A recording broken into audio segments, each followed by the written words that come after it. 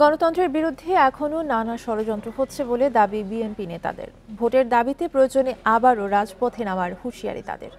২১ ফেব্রুয়ারি উপলক্ষে বৃহস্পতিবার এক আলোচনা সভায় বক্তব্য রাখেন বিএনপি নেতারা। তাদের দাবি, সব ভাষার শহীদের নাম তালিকায় নেই, ক্ষমতায় এলে সঠিক তালিকা করা হবে। ২১শে ফেব্রুয়ারি শহীদ দিবস ও আন্তর্জাতিক মাতৃভাষা দিবস উপলক্ষে রাজধানীর ইঞ্জিনিয়ার্স ইনস্টিটিউটে এ আলোচনা সভার আয়োজন করে বিএনপি। দলের এ কর্মসূচিতে যোগ দেন ঢাকা মহানগর বিএনপির বিভিন্ন পর্যায়ের নেতাকর্মীরা। আলোচনা সভায় ভাষা আন্দোলনের নানা দিক তুলে ধরে বক্তব্য রাখেন বিএনপি নেতারা। জানান, ভাষা আন্দোলন থেকেই দেশের মানুষ তার অধিকার আদায়ের আন্দোলন শুরু করেছে। শহীদের সংখ্যা আরো বেশি ছিল।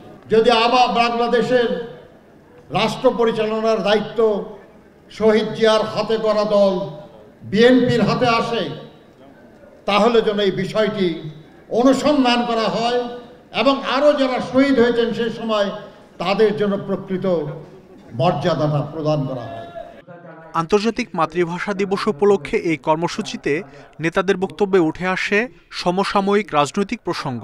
বিএনপি নেতাদের দাবি, নির্বাচিত সরকার ছাড়া সংকট সমাধান সম্ভব নয়। এক ধরনের আতেল বাংলাদেশে গজিয়ে উঠেছে, জনগণের সাথে যাদের কোনো সম্পর্ক নাই, যারা জানে যে জনগণ তাদেরকে কখনো গ্রহণ করবে না, তাদের আজব আজব ধ্যান ধারণা জনগণের উপর চাপিয়ে দিতে চায় এই ছাত্রদের মাধ্যমে।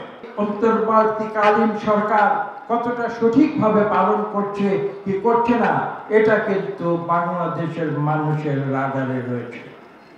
এটা অস্বীকার করা যাবে না, কেননা বাংলাদেশের মানুষের রক্তে রয়েছে। তারা কখনো এস্টাবলিশমেন্টকে মেনে নেয় না। আজকে যাকে ভালোবাসে, আমি একটু আগে বলেছি, তারা যখন ক্ষমতায় যায় এই একই জনতা কিন্তু তাদের জবাবদিহিতার জন্য আবার প্রতিবাদ করে ফুঁসে ওঠে।